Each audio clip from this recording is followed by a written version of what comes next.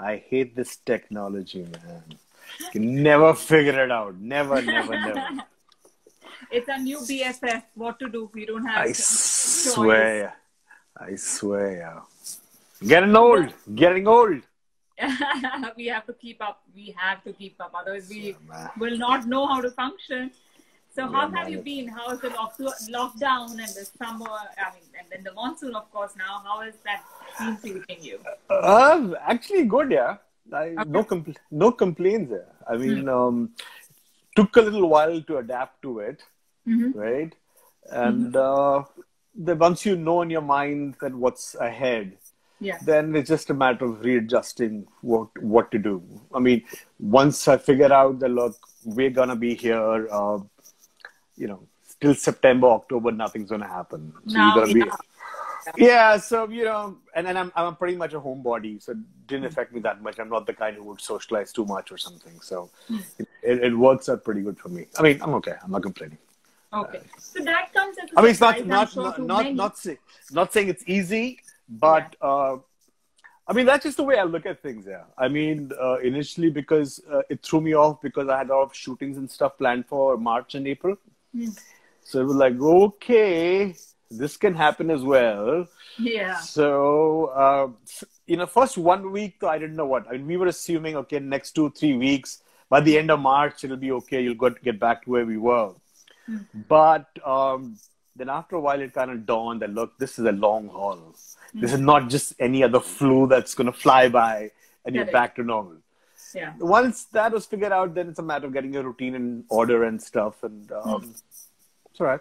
I mean, okay. I'm making the most of it. I mean, that's pretty much how I function anyway. I mean, that you have an opportunity. You said that you're a homebody, which might come as a surprise to many because the impression or the general tendency is for people to think that, if you're in front of the camera, if you're an actor, it pretty much goes with you being an extrovert. So how have you managed this field being an introvert? Because again, like I said, that you got to be seen, you have to go to parties, you have to socialize. That's the general trend, right? How have you managed through this being who you are and preserving the introvertness, if I may call it that? See, it kind of works in your favor and against you. In terms of if you're an introvert, then you tend to internalize a lot of things. Yeah. Okay. Which actually helps you to perform. Right? Because being an introvert, you also tend to be far more sensitive. Yeah. And you're more of an empath than anything else. Right?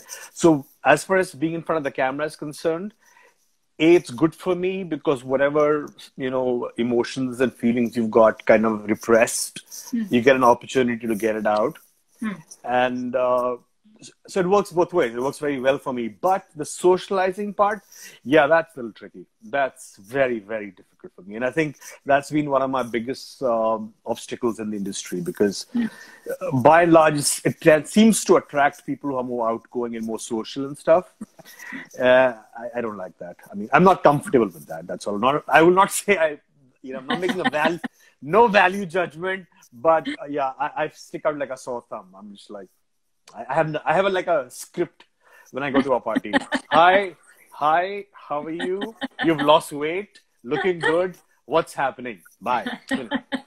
Then go back to your drink and like, okay. So that's the way. I mean, why bother? I mean, obviously you knew that you are an introvert when you began the journey. Was there a time where you said, no, I got to change, I need to adapt? Or you're like, no, I will remain the same. Let the world around me adapt to who I am. Look, firstly, I didn't know I was an introvert. I mean, it's like, life was normal. I mean, I went to school, I went to college abroad, got a job, always had a passion for acting. And because of which, I thought I was like just a regular guy. I didn't know. I mean, I don't know unless I have become introverted. But I was shy when I was about 7 or 8 years old. At that time I was, but that's the time when I discovered acting. So acting has always been my crutch. So as long as it was there, I was balanced out. Right? Then it didn't hit me because, in fact, I got into acting not because I wanted to be a star. It's because that was the way I could express myself. Otherwise, I was very, Yeah. So I was acting all the time in terms of, side by side. You're doing college and you're acting and stuff like that. And you feel pretty comfortable in everything. But at that time, acting was just a hobby, right? So, and because of being an introvert, I was fairly good at it, right? It came very easy to me, so it works out good. You need it to survive because you can express yourself and you're good. People like you, you're appreciated, everything. It's a perfect package until you make it your profession. Now, that's a different story altogether. So, it's only once I made it my profession and stuff, after a couple of years, it was just, when the things started going a little hard, then you realize, oh, what the hell am I doing here? I don't belong here. So yeah, man, that was crazy, but it is what it is. I mean, it's only now I'm realizing what am I doing. But anyway, go on. That's okay. We all go through these phases, right? And then we rediscover ourselves, and then we try out. It's part of the game. It's part of life. So when you were an introvert and then you went on stage or in front of the camera, how was it to have you feel? How did you feel when everybody was looking at you? The spotlight is pretty much on you when you're saying the dialogues, you're emoting. Did that vary because of being an introvert as compared to an extrovert, you think? See, I don't know what it is for an extrovert. I mean, I really don't know. I think I would say being an introvert, that's helpful because you have to block things off. Yeah. When you're on a set or on a stage, you have to block everything, the periphery out, and you focus on the scene, the character, the mood. Yeah. And as an introvert, that's pretty much it is. It's a duality, right? Yeah. Even when you're in a social gathering, you might be reacting and watching and listening, but there's an internal dialogue that keeps going on. Yeah. So you're very comfortable with that, blocking things off. So I'm very good at that, to the extent that my wife complains all the time because I'm just quiet and initially perhaps, but then that became my core strength. I mean, I'm most comfortable in a set, on a set. I mean, it's really strange because I was shooting last year and I was tired in something. And I actually hadn't shot for a while because of whatever reasons. And then there was like about 50 or 100 people in this room, shooting. And I was sitting on the sofa and I was sleeping with 50 people going around you. So, so I guess I adapted to it. I don't know if it works in my favor or not. I don't know. But that's the way I do it, yeah. Okay, cool. Now, you've very strongly been talking about mental well-being in this COVID situation, in this pandemic, and in this lockdown situation. Tell us a little bit more about that. Look, mental well-being now this is the kind of research I've done, because of the things I had to deal with personally in my life and stuff, the ups and downs and things. Then I came to realize that the world we live in, initially, and this is still a struggle, right? You want to conform, right? I mean, like I was saying, another thing, what happens is that everybody's like, yay, everything's good, yeah. And you realize you're the only one who's not too excited about everything around you. So you're like, okay. So you try to put up a mask, and say, everything good. Yeah. And then that causes problems, right? Because there's a double life that's going on. Then I read a lot about it and stuff, and then it occurred to me that we live in an extroverted world. Yeah. Whether we like it or we don't. That is what it is. The majority of people are extroverted. They will never, ever understand what an introvert or an empath goes through. Yeah. Right? And that's the time I started owning up and saying, hey, man, this is me. I'm not going to try to put up a front, and after that Sushant thing happened, and there were a lot of people saying such bizarre things that, oh, how can he be depressed? He was so successful. Yeah. And it's only in the last few years, I think last 2 years, that I started reevaluating what success meant to me. I don't know if I'm kind of going on a tangent here, but hopefully it'll tie up somewhere. It will. So, yeah. I'll bring it together. You'll bring it together. I'm sure. There you go. Good. I'm in safe hands. So then I started questioning what is success and what is happiness. That was a big thing to me that I discovered. And I'm like, okay. And So to me, it became more that happiness is trying to be able to be yourself. Okay. And there are a lot of people in which there's a stigma to it. For example, I've gone through tons of anxiety. I was anxious 45 minutes back. I was like, oh. I mean, every time before I face the camera, my heart goes through my chest. Every time I'm doing a play, I'm in the wings. I'm thinking, why do I put myself through this? All right? I swear to God. I swear. I mean, I still question myself. But the fact is, the payoff is so fantastic. So, so I thought it needed to be said, yeah. I mean, I was kind of fed up of this, the whole thing, that if at all, being an introvert is good.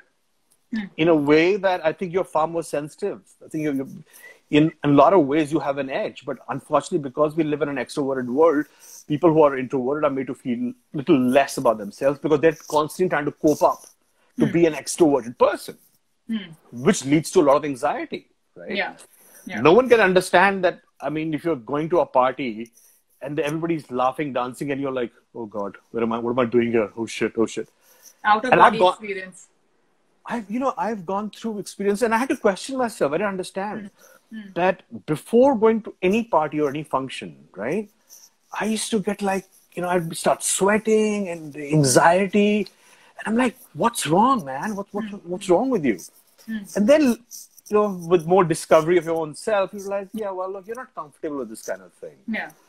So, so that's kind of how I kind of meandered. I thought someone should speak about it, and I was tired of people, brushing it under. And this whole thing of, I don't like the word mental health. I mean, what is that supposed to mean? I mean, mental health makes you sound as if you're ill. And I don't think it's a different personality type. You are different, and that's it. And, so I thought someone should speak up about it.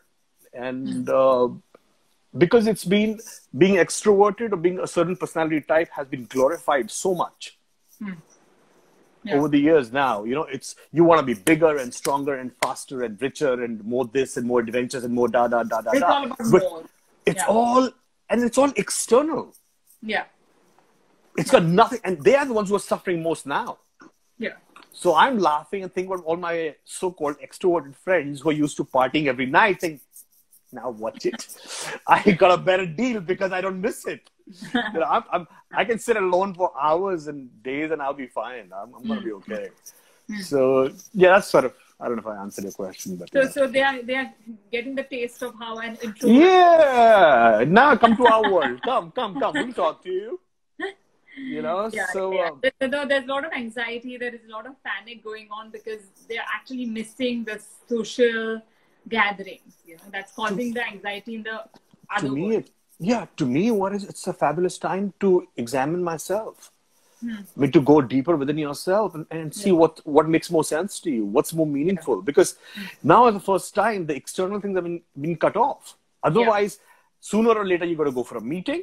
You got to go to a function or something. So you're trying to keep up with that. And you're never being able to put the focus onto yourself. That what do you want? Is the idea of success that you're chasing, is that your idea? Or is that the conditioning that you've been conditioned to think like that? Right? I mean, like I said, if achieving a lot, being a millionaire or whatever, if that was a guarantee to happiness, then no rich man would be unhappy. I mean, they'd be jumping with joy. So obviously, you more than anyone else probably know that. So. So what is the definition of success according to you? What is the conclusion that you've reached to? And the reason I ask you is because it's very interesting, because I have been an introvert myself. I know that. Which again, very few people get it. They're like, why aren't you telling everybody about all that you've achieved? And I'm like, no, I'm not the kind of, firstly, that you need to be a little narcissistic also in this field, right? Which is, you're talking about yourself. Ever so slightly, of course, which I'm not. So I'm like, I'm not comfortable. Just go and read on Google. It's fine. I don't want to talk about it. And then I just realized that it's not working like this. It doesn't work like this. It needs to be a little different. It has to be a little different. So I did my own, of course, analysis, and same thing, like, what does success mean to you? Why am I on this planet? What is the purpose of my life? being on this planet? Why was I born? So I did put myself through the process a little earlier, of course, not in this time. I did it. No, I've been doing it for the last couple of years. Has been kind of for me. It was more focused than Yeah. So what is your definition of success? Is what I okay. Firstly, I don't value success. My focus is happiness. All right. So of late or whatever this thing is, I'm more concerned. I've realized success is judging yourself. Right? Whenever you say someone is successful or not successful, is you putting some kind of judgment that what has he achieved. All right. Because right now people say, oh, you've done this. And honest to God, and I'm being very honest with you, I don't even think about it. It doesn't feel anything to me. So what if I've done Wall Street? So what I've done it. I got an opportunity. I worked hard. I got it. And that's it. Yeah. I mean, if you were to compare people, then you can probably see. But so to me, the focus, the error is in the upbringing, which I feel the parenting does, is where children are forced to feel good only if they succeed. Only if you came first that you're valued. You're only appreciated because you're better than someone or you're the fastest. So I had to reevaluate all that and I said, what is this desire to be the best? What is it? What's it all about? Right? And I really got fed up and I said, I don't want to be the best. I want to do what makes me happy. That was the whole idea for me to give up my career in banking and come here. The idea was to be happy. When and where did this whole success thing come in between? It's still because you are living in a society which is conditioned to tell you this is what success is. Yeah. And implicitly imply that success means happiness. Yeah. Which is nonsense. Which is utter rubbish. If you look back about 50 years or 100 years back, in which in India, especially in the subcontinent, in which we were more internalizing things. We were soul searching. We were talking about, nirvana. What is the purpose of life? Blah, blah, blah, blah. Somewhere in between, this materialistic thing came in between. Okay? Which I'm not judging. If it works for you, fabulous. Yeah. But it cannot be a gold standard for everyone. Right. So to me, it's about focus on what makes you happy. What is it all about? What makes you at sync and in harmony with what's around? What makes you be you? So, I mean, the success thing is just, it's just too overblown and stuff. I mean, it's stupid. I mean, I'll give you an example. And I do a lot of reading. I love psychology. That's my favorite. I think between spirituality and religion. I'm going to send all these books to you. No. YouTube and listen to the damn good writer. He's I think psychoanalyst Jordan Peterson. I love reading his stuff is really crazy. So I don't know. I lost my thought, but question. So I read this that if a person tells another person that by 40 I want to be a millionaire, right? And by 40, he's a millionaire. Would you call that success? Most people would say yes. But if I say in the process, he lost his family, this happened to him, this illness he's suffering from, then it doesn't sound good, right?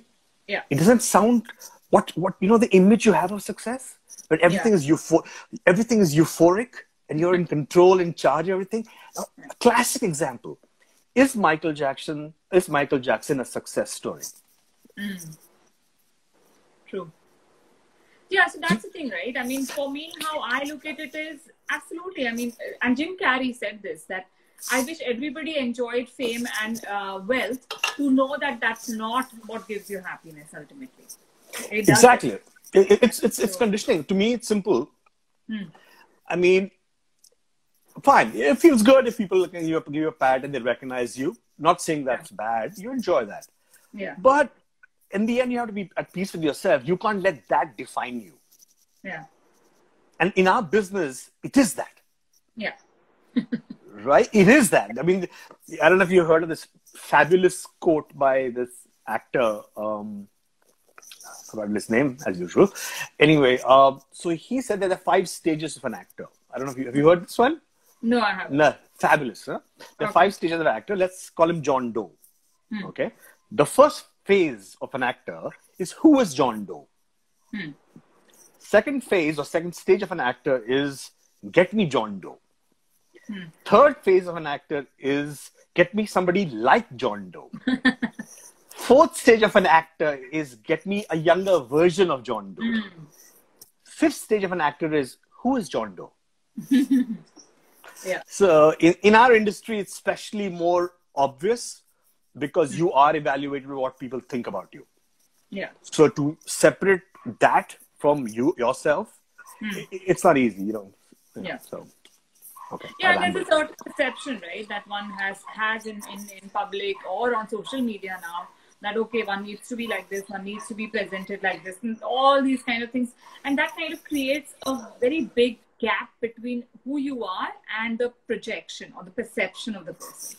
And that is causing a lot of anxiety. I have so many clients, Samir, who are going through this because for them, it's like, okay, so-and-so is leading such a beautiful life in this pandemic and I'm not getting the same happiness from it, right? So that comparison itself has become such a big disease today, which is really, really sad. But what people don't realize is what is the projection that you are putting across to people on social media. That is not the holistic you. That is not the complete person that you are. See, then it becomes about a benchmark of you knowing who you are and what you are. Yeah. And being strong enough and centered enough not to judge yourself by something else. Yeah. You know, if you are doing that, good for you. Fine. I'm not going to judge that myself, you know, by that. Because, I mean, but that's, I mean, you got to fight for it. Yeah? I mean, this is not going to go away. We can't change it. What we can do is tell people who probably cannot relate to that, that it's okay. Yeah. It's all right. I mean, like, you know, and I hope the newer generation is going to be like that. I think, to me, what's happening is the generation before us were more about survival. You know, your parents, my parents and stuff, they were probably about कि घर हो जाए, बच्चे पढ़ लिख ले, शादी वादी हो जाए, ये सब हो जाए, बस ठीक है. Okay. Our generation, because that was given on a platter to us. घर वर सब ठीक है. We got to be somebody. Okay. I think the next generation is going to be, but it's not really worth it. Because I think the newer generation is, I think like my daughter, she's only 7. And, you know, I'm already telling her, I don't care what you do, just be happy. That's okay. No big deal. So I think the newer generation is heading that way. And you're seeing, you know, spirituality and stuff being talked about, more discussed. It's, And it's really sad that we are learning about India or learning about East via West. Yes. That's always the unfortunate part, right? That we need that stand from the West to say, okay, yoga is great, okay, turmeric is great. You know, I'll tell you, honestly, it happened with me. When I was in India before I went to US, I was a decent student and everything, you know, okay. And the moment I went abroad and did my college there and got a job, suddenly I was like, oh, wow, you went to UCLA? And I'm like thinking, I'm the same guy. I mean, what happened? Yeah. But the whole impression suddenly becomes like, Anyway, that's that. Okay, so tell us about how do you manage when there are downs, especially, and that's what Dr.A Talks is about, to inspire people, to motivate people, to say, hey, everybody goes through this kind of ups and downs in life, but if you go through a down, how to pick yourself up and get back on track? How do you do that? See, I've been through it all. I think more or less. I like to think so. And there are lessons you learn along the way. Yeah. One lesson that I learned was very often when I was at my lowest of low, something good would happen. Okay. So which kind of acts as a reminder that this is temporary. Okay. So that was one thing. Secondly, I did go for counseling for years. I was talking to a psychologist, talking about how I felt and why I felt and how I felt. And I discovered a lot of things about myself. So I went through the whole therapy thing. I said, you know, and I still do from time to time. And I have no issues on that. So it is just self-examination. And if you're feeling low, so you're feeling low. I mean, you know, you don't have to laugh. It's okay. It's okay to be sad. It's okay. And I don't like the word depressed per se, because it's kind of, that's for... It has a negative connotation. And also that's for a professional to decide. I mean, whether it's depression or is it just, you know, you're feeling low because, I mean, like I say, life is not easy. Yeah. I mean, the fact you're going through a depression because you expect life to be easy, but it's not. Yeah. So to me, it's a lot of self-discovery, spending time on myself, reading a lot, therapy, talking to doctors or shrinks or whatever. And so there were times when I was feeling really down and out. I had to be on, medication. I did that. And it's a struggle. It's every day. I mean, it's an ongoing thing. It's not because, especially if you're a sensitive person, because I know I'm a high level empath. So whenever I go out, I have to come home and take a shower because I actually feel ill. So now I don't fight it much. Earlier I would say, what's wrong with me? Why don't I do it? Oh, come on, da, da, da. Now I don't put that pressure on myself. I said, well, this is you. It's okay. So, I mean, and people who are close to you accept you for that then. Yeah. They understand. So I think people who generally go through low first, what they need to evaluate is what is their expectations from life. Yeah. Maybe their expectations are unreal, which have been projected onto them by the people around.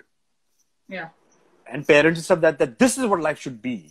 This is what and because you can't reach that, you're unhappy.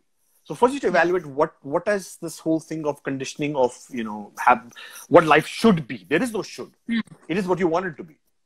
Yeah. So one is that. Secondly, I think it's temporary. Good times and bad times. I mean, my favorite phrase is don't let the bad times make you forget the good times and don't let the good times make you forget the bad times. So they're going to come. And if you're feeling down and out and low, seek professional help. Because people around you, I don't think they're qualified. Because they would not know. If like an introvert said that I'm feeling this way, dude, don't worry, man. Let's just go for a drink. You'll be okay. He's like, yeah, really? I mean, I didn't think of that. Tu sochta bahut hai yaar. Oh, really? Yeah. Well, now put the one quality that I have that I can think, turn that against me. So, yeah, go seek professional help. Yeah, it's fine. I mean, when you're physically, want to improve yourself, you want to get stronger and get muscles, you go to the gym, you go to a trainer. Now, this is emotional muscles or mental muscles. Go see a specialist and talk to them. Yeah, it's okay. And that's what I say, that, we detox our bodies. We fast and we work out our muscles that we want those muscles to be stronger.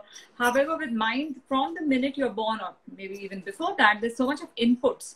We never ever take it out. We never will detox any of these memories, sensations, which you need to let go. And I think some people are not capable of that. I don't think everyone is capable of evaluating themselves and being honest with themselves.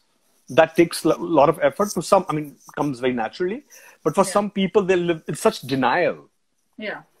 And that's what prevents them, because going to a specialist would mean accepting something's wrong with me. Yeah. And you don't want to do that. Yeah. So, and those are the people who need the maximum help. Those who think there's nothing wrong with them.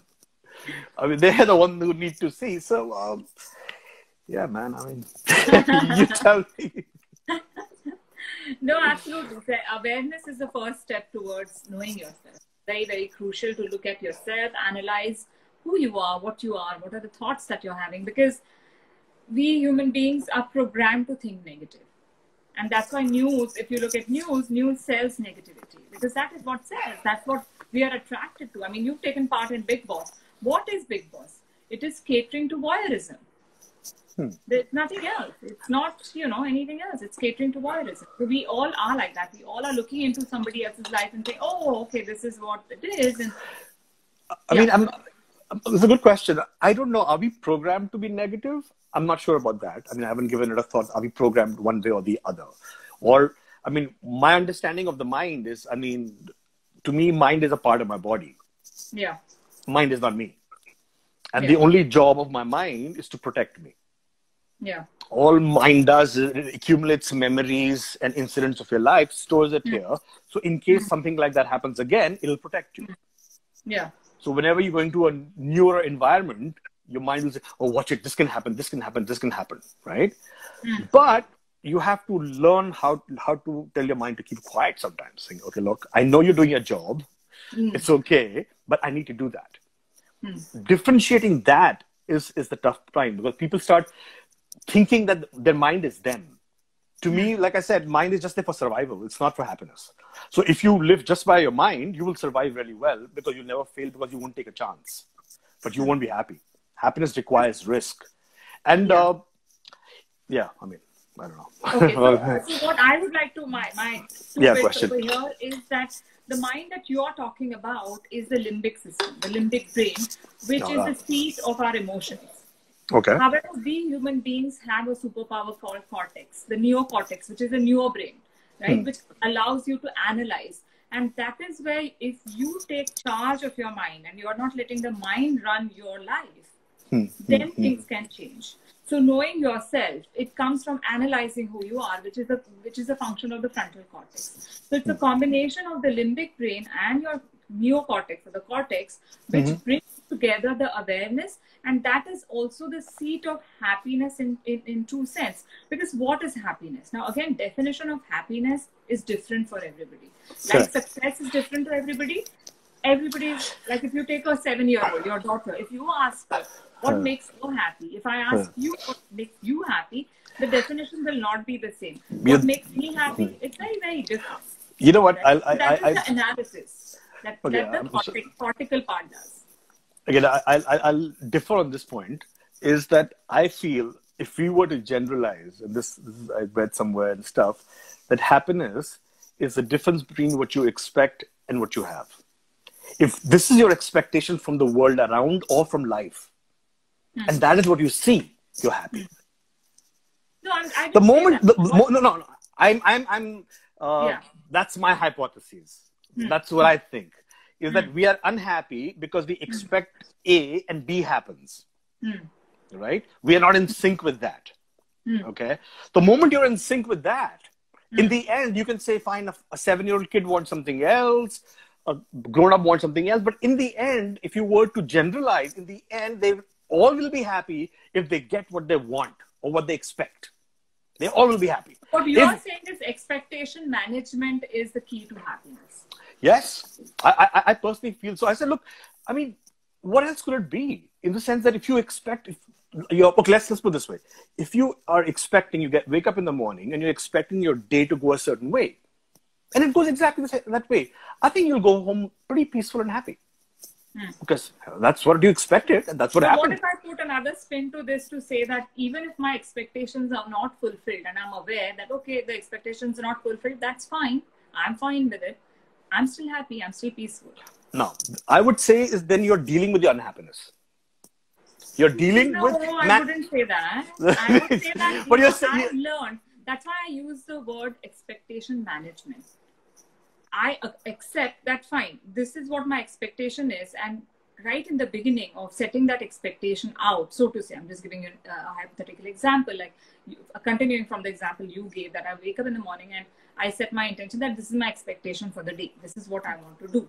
But I also set at the same time the context, the lens that I wear is, this is my expectation. However, it might not be fulfilled. If I start with that, keeping it a balance, to say that this is fine or this is fine, I will not have the displeasure or the unhappiness if it's not. So which is say, wake up in the morning and I hope for this, but I'm also prepared if something B happens. I should be prepared for that, basically. So you've kind of got both the options. A is what you hope. B is what you prepare for, which is, managing your expectation that if A doesn't happen, even if B happens, which is to say you come back home safe and sound, you don't die, you're still good. But yeah, I mean, look, it's I don't know. It's like I generally don't use the word hope. The reason for that is because hope seems very like in future. I hope this happens. It's like, means it might not happen. My intention is never that I hope it happens. I'm saying that it will happen, but if it doesn't, that's okay too. So it's a very subtle difference there, but that's how I function. That's how I have trained myself to function. Because again, it's all about, you cannot say that, because there are some people who say that, okay, then I might as well not expect. But that's not how life is. You cannot not have expectations, not only from yourself, but from people around you. Like, for example, if I planned this Dr.A talks with you, my expectation is that you will show up at a certain time. Now, if you don't show up, which has happened with me only once, fortunately, that the person didn't show up. And I was sitting and waiting, right? And oh, Lord. That must have been awkward. Yeah. So, it didn't happen. I'm like, okay, what was that? And I'm like, yeah, that's fine. It's life. I mean, that person fell asleep. And I have, Okay. ये भी होता है. So I'm going to throw a googly at you. Okay. Yeah. Now, you said about expectations from people. Okay. Okay. One. Sorry. Go on, I'm sorry, going to just add a little bit here that happiness is not the end goal or the end of life. Because you also got to feel your grief, your sadness as richly and as deeply for an optimum amount of time in life. So happiness cannot be the end goal. Because imagine if you're happy all the time, you will not be sitting in front of me, you will be sitting somewhere else. But if in a hospital. No, why? Hey man, I don't mind that. I don't mind being crazy for being happy all the time, but it's okay. That's not No, no, but expectation, my friend. no. Okay, look, as far as the expectations, see, that's I'm not expecting for that to happen. But at least stop yourself from going in the wrong direction and assuming that will give you what you want. But the googly I'm going to throw at you, which I started thinking lately, because I'm a big believer in detachment, all right? And I have pretty much programmed myself to detachment. Really detached soul and stuff. In fact, attachment scares me to that extent almost. But, anyway, because I've realized that I am what I am, and I live in the world that I live in. And I think human species are the most defective species in the world. You can't trust them. Very cynical, I accept it. But, because you can't depend on them, not because they mean harm, but knowingly or unknowingly think something can happen, right? So I detach myself. And in Indian philosophy, we do talk about detachment and stuff like that. But the problem is detachment actually a fear of attachment? In which case it makes it wrong. Detachment is not fear of attachment at all. Why?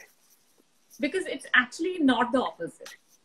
So is it? In true sense, like what you're talking about, the scriptures that we read where they promote detachment, then they ask us to practice detachment is not the opposite of attachment. It is being detached yet being attached. So I'll give you an example. Detachment to the end result? No. Okay, no.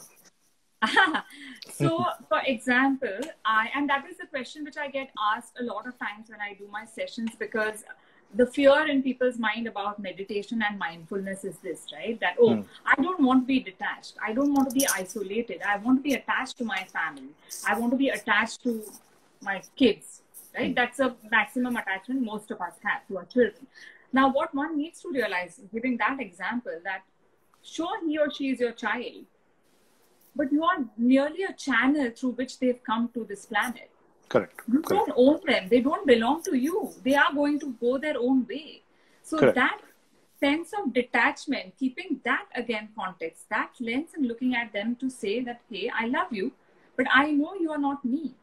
And I don't own you, because that's what most parents do, that they think that they own the children. They topo their dreams, their what about the other way around?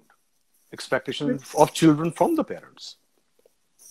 Look, for a certain time, they're dependent on you. They cannot survive in the world without your support. No, what I'm saying, if children being detached from the parents is the question I'm asking. I see. Okay, at certain time, and we all have gone through this, right? Especially during teens. Now, your daughter will approach that very soon, and you will see it. I'll be dead by then. What I give over here is that children, till they are teenagers, are like puppies. They follow you around, they'll cuddle and they'll kiss and they'll talk to you and they'll tell you what's happening in your life. Come teens, they changed into a cat. They will only come to you when they want something. But then after 16, 17, 18, as life happens, they probably go through their first heartbreak, there's peer pressure, and of course the growth happens. So psychologically, the developmental phase is such that it's normal, it's natural for a teenager to go through what he or she goes through at that time, because at that time, self-identity starts getting created. Which means that is the time they realize that, I am not part of this human being. Because till then, they are very attached to you, as not attached in the emotional, not only emotional way, but in totality, as a psychology, as a psychologist, I'm saying this. But then they need to analyze themselves. They need to prove that, okay, this is me. And that's why they also become rebels without cause many times.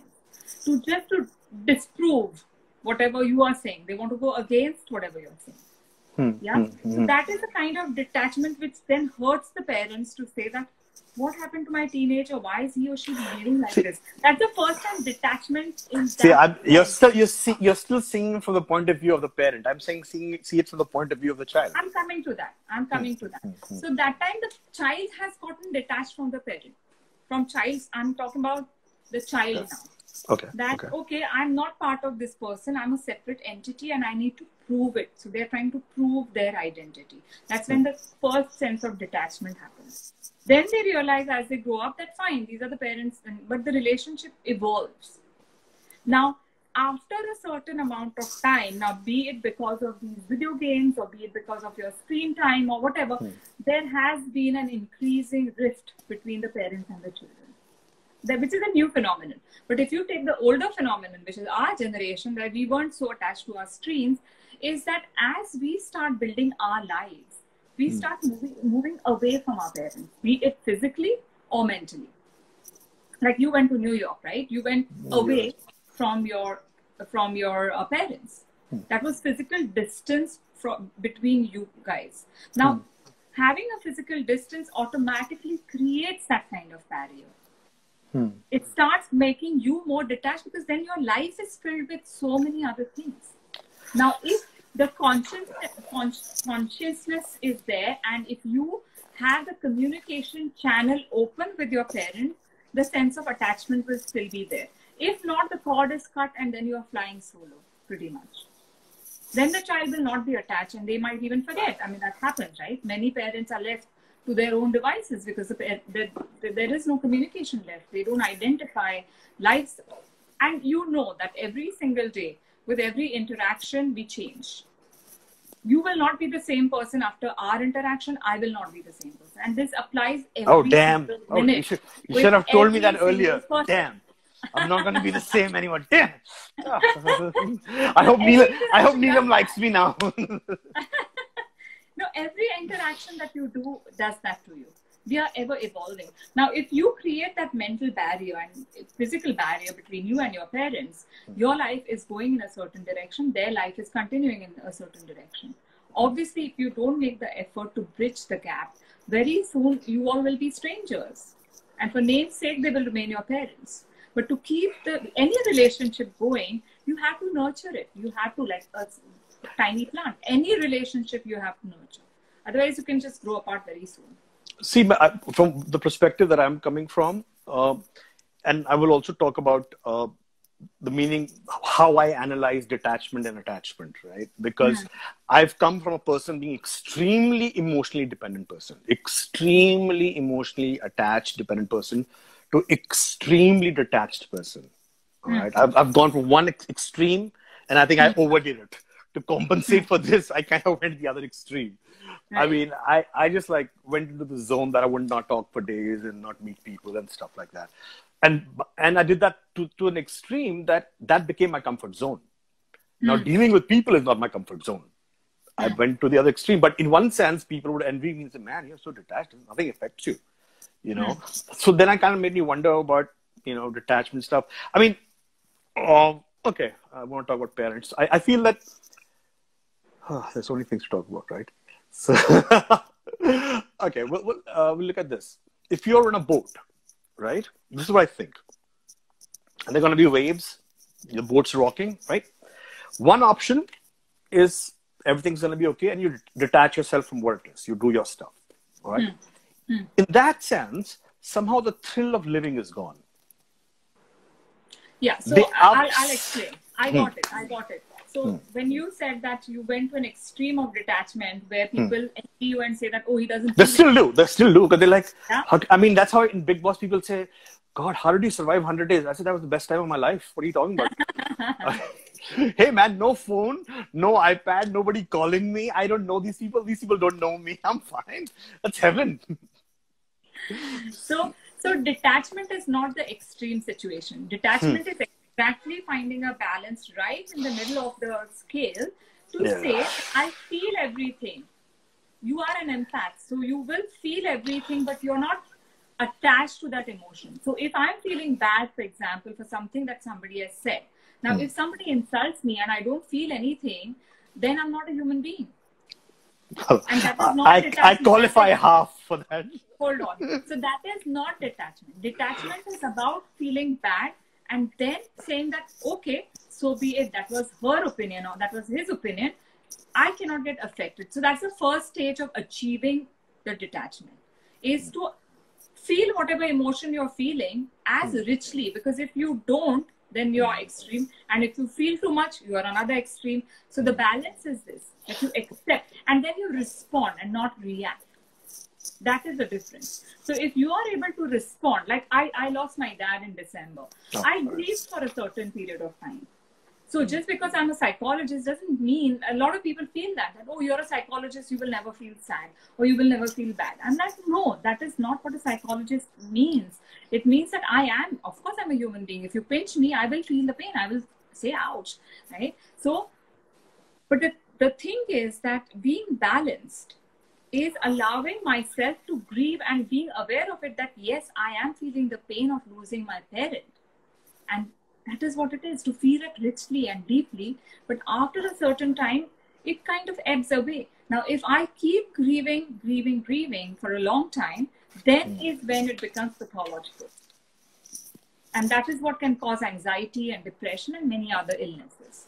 So that is the difference. So the definition for me, if somebody asks me, what do I want in life?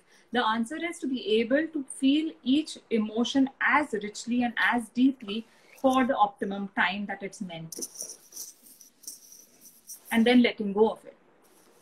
So that letting go is what detachment is. After feeling that emotion. See, I mean, the way I see it, I mean, I feel like a compass inside me which guides me. All right. And I listen to it. I'm very carefully listening and I'm very aware of what I am, where I'm going, if I'm going off. I might be going off and I know I'm going off and I need to kind of get that in grip, whichever way, whatever you do. So I don't know if God even exists. I mean, sometimes I get a little, spooked by that because I choose to believe he exists because it makes my life easy. Really. I mean, maybe he doesn't exist. God knows. I mean, okay.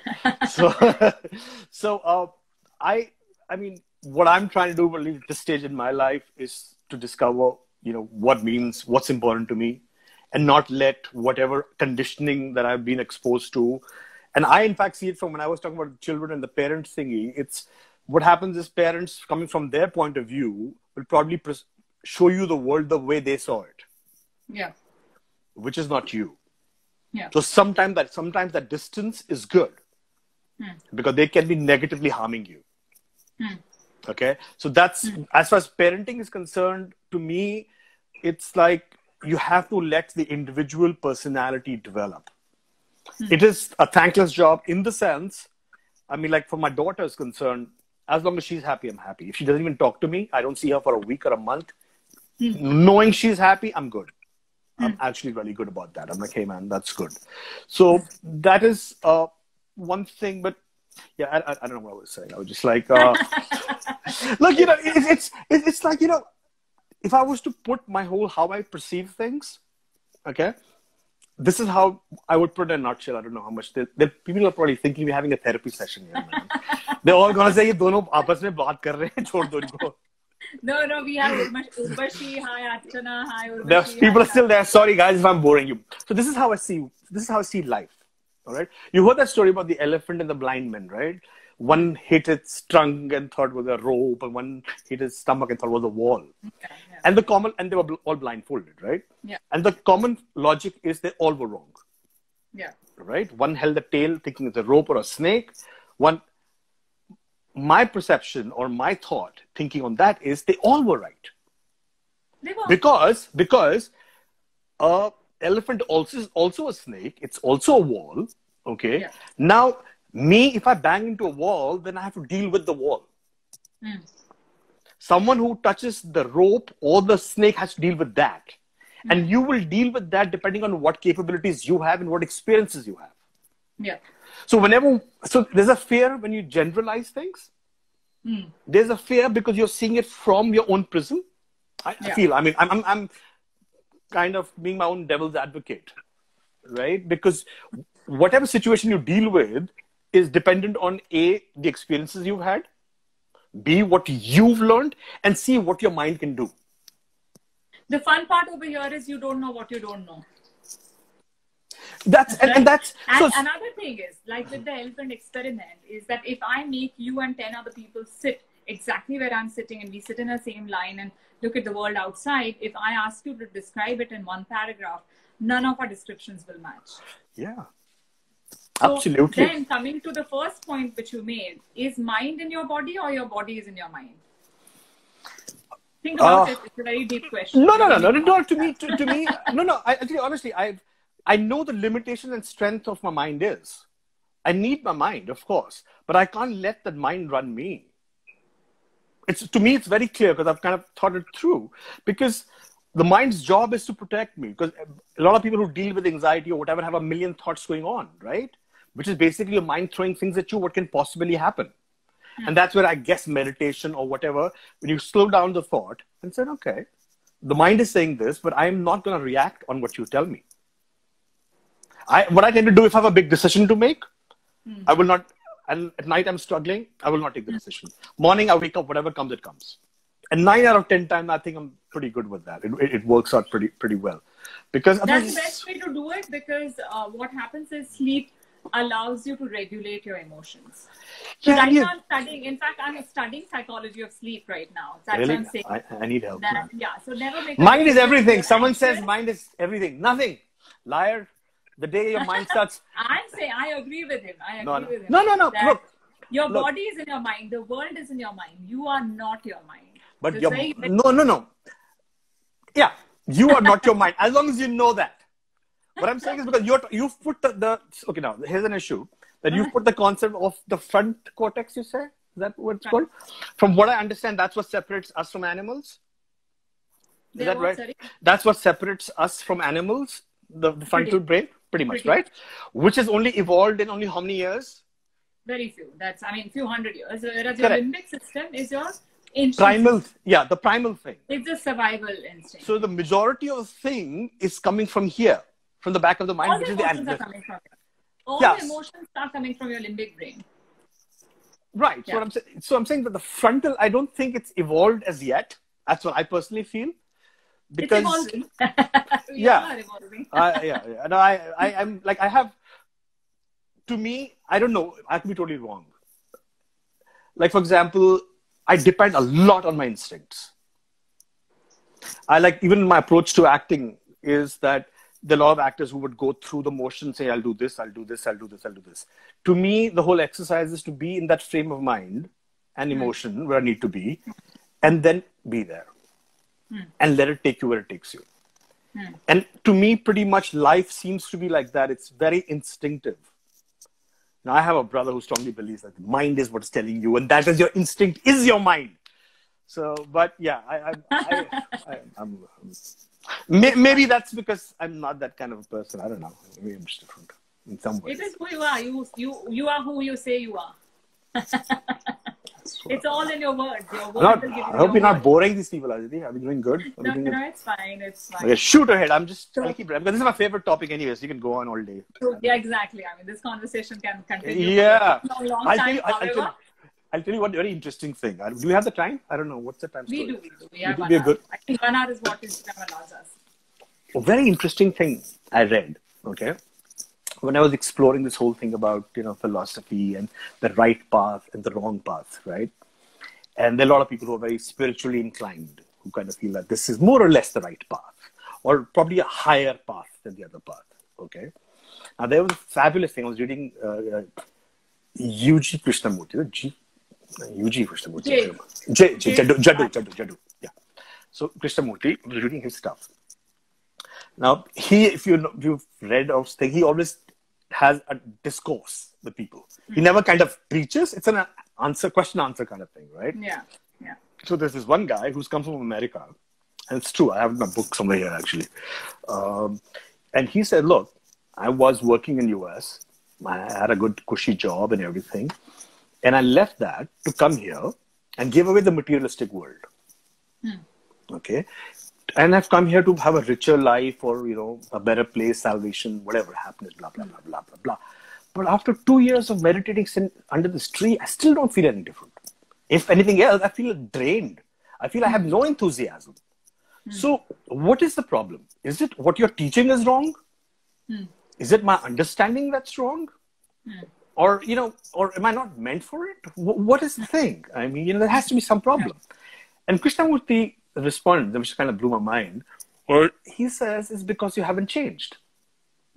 So what do you mean? I was there. I gave up that life. I've come changed. He says, you have changed because when you were there in that quote unquote materialistic world, you thought happiness would come from making more money. Now you've come here thinking happiness has come from attaining moksha. So you still believe that you will get happiness if you go travel from point A to point B. You just replace money with that. But you are just exactly the same way. And he says, and then he says this thing which kind of blew my mind, which is like, he says, every road on the map is the wrong road. Every road on the map is the wrong road, but the moment you realize you are on the wrong road, you automatically become on the right road. Which is saying the moment you realize I want to climb Mount Everest and I know if I get there, I'm not going to be happy. I know that. So there are a lot of people who kind of have this kind of thing of spiritually inclined and they feel now they will not have any, discomfort and they can deal with everything. I don't know. I mean, at least that's why I read and made a lot of sense to me. So, sorry, I rambled. No, that's interesting. That's very interesting. Oh, he's great. I like his thoughts. But you know what? For him, his own perspective was totally fascinating because he just said there is no God. He said there is no soul. But he was coming from a point of view from a chap, and he was as a child picked up by Annie Besant to be the spiritual leader of the world. He was trained to be a spiritual leader. And he was put through all the things, and then he lost his brother. And he was unhappy. So he says, what the hell, man? Since childhood, I've been groomed to be the spiritual leader. Where did that get me? Nowhere. So he says, forget everything. So that was one extreme. Sorry, carry on. No, that's great. Anyway, it was wonderful speaking to you. A completely different talk from my rest of the. I'm sorry, I don't know what you talk about. No, that's fine. Every talk has been very different, I have to admit, and it's very interesting as well because it's always fun, to know the other person, to get to. I'm more concerned about your followers. I hope they don't run away. No, they are.